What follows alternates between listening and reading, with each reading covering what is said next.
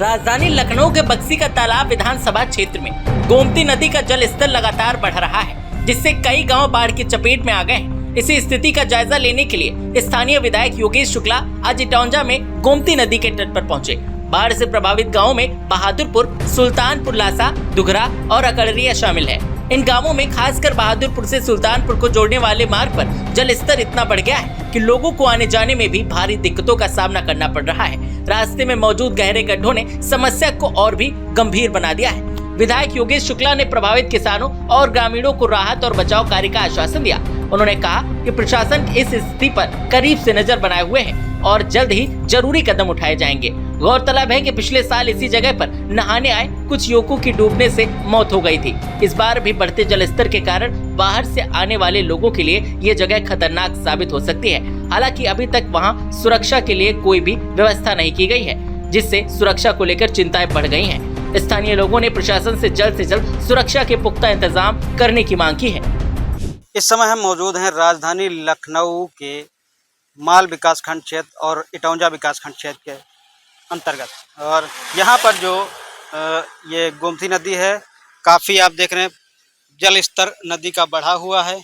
और हमारे साथ बात करने के लिए आज विधायक जी योगेश शुक्ला जी हैं। आइए उनसे बात करेंगे। जो इतना जल स्तर नदी का बढ़ा हुआ है, उसके लिए यहाँ पर जो इनको सुविधाएं मिलनी चाहिए, उनके लिए क्या व्यवस्थाएं की गई हैं। और ये जो पिछली बार एक घटना घटित हुई थी जिसके कारण 2 बच्चों की मौत हुई थी, उसका कारण क्या रहा, आज भी लोग नहाने के लिए आ रहे हैं। आइए हम बात करते हैं विधायक जी से कि कहाँ कहाँ पे पुलियों का निर्माण होना। तो अब इस बार मैं प्रयास करूँगा कि एक ये कमी रह गई थी कि सड़क के लेवल को ऊंचा नहीं किया गया था, सड़क के लेवल को ऊंचा किया गया। सिंचाई मंत्री जी को पत्र लिख चुका हूँ पहले ही, लेकिन कुछ समस्याएं और, जैसे लखनऊ के अंदर इन लोगों ने पानी को रोकने के लिए कई बांध बना रखे हैं। आज सुबह से मेरे द्वारा उन्हीं बांधों का निरीक्षण किया जा रहा था कि आखिर लखनऊ में इतने ऊंचे 2-2 मीटर के बांधों की जरूरत क्या है, क्यों रोका जा रहा है पानी को। अब उस 2 मीटर के पानी के लेवल को क्रॉस करके पानी निकल रहा था। आज जब मैं कहीं पर गया, आपने देखा होगा कि घाइला से लेकर के और जो पिपरा घाट जो आप ये समझिए जो बैराज बना हुआ है, वहाँ तक जलकुंभी का बिल्कुल जलकुंभी वहाँ पे भरी हुई है। जलकुंभी वहीं पर रखती है जो बिल्कुल तालाब हो जाए, जहाँ पानी चलता ना हो। तो इन लोगों ने, तो आज मैंने अधिकारियों को बुला के वहाँ पे निरीक्षण किया है और डीएम साहब से मेरी बात हुई है। निश्चित तौर पे वहाँ के जो इन लोगों ने पानी को रोक रखा है, उस पानी को अगर ये बांध को हटा दें, चाहे वो सेतु निगम के द्वारा किया गया हो, चाहे सिंचाई विभाग के द्वारा किया गया हो, चाहे एलडीए के द्वारा किया गया हो, तो मुझे लगता है कि 1-2 फुट पानी अपने मन से लेवल नीचे चला। कम से कम कैसे बन रही है, पानी जल स्तर और बढ़ेगा, अभी इसका जल भराव और होगा। अभी कल रात में तो पानी स्थिर था, लेकिन आज सुबह फिर पानी थोड़ा बहुत बढ़ा है। तो किसी अधिकारी से बात हुई है और पानी बढ़ेगा या कम होगा? अधिकारियों से बात हुई है। अधिकारियों का कहना था कि रात में पानी स्थिर था, लेकिन सुबह शायद थोड़ा पानी में बढ़ाव हुआ है, लेकिन अब वो फिर स्थिर की ओर जा रहा है।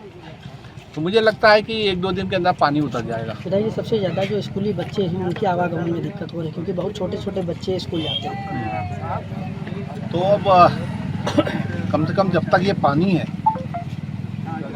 तब तक कोई बाध्यता नहीं है कि बच्चे स्कूल जाएं। वो चाहे लासा हो, चाहे बहादुरपुर हो और चाहे सुल्तानपुर हो। हमारे और भी गाँव, अकड़िया कला है, अकड़िया खुर्द है, थोड़ा सा पार्ट दुगरा का है, जमखुरवा का एक पार्ट है कि जहाँ पे पानी, बरसात का पानी, ये बाढ़ का पानी अंदर प्रवेश किया। तो सब जगह पे इस बात का प्रयास हो रहा है कि जब पानी उतर जाए, उतरने के बाद फिर सर्वे होगा, बांध बन जाएगा। तो जमखुरवा का जो पार्ट है वो बच जाएगा, दुगरा का एक पार्ट है वो बच जाएगा, अकड़िया का एक पार्ट है वो बच जाएगा, अकड़िया खुर्द का भी पार्ट बचेगा। इसके अलावा लासा है, बहादुरपुर है, सुल्तानपुर है, ये पूरे के पूरे गांव प्रभावित होते हैं, शिवपुरी तक। हाँ, शिवपुरी तक। तो इन गांवों में प्रयास होगा कि बांध बन जाए, तो बांध बनने के बाद फिर कम से कम इस समस्या से हमेशा के लिए निजात मिल जाए। कब तक होगा ये? समय सीमा तो मैं नहीं बता सकता, लेकिन हमारा प्रयास है, क्योंकि मैंने पिछले साल ही जब बाढ़ आई थी, मैंने सिंचाई मंत्री को दिया था, उन्होंने कहा था इस पे मैं प्रोजेक्ट बना करके आगे काम करूँगा। तो संवेदनशील सरकार है, काम करेगी।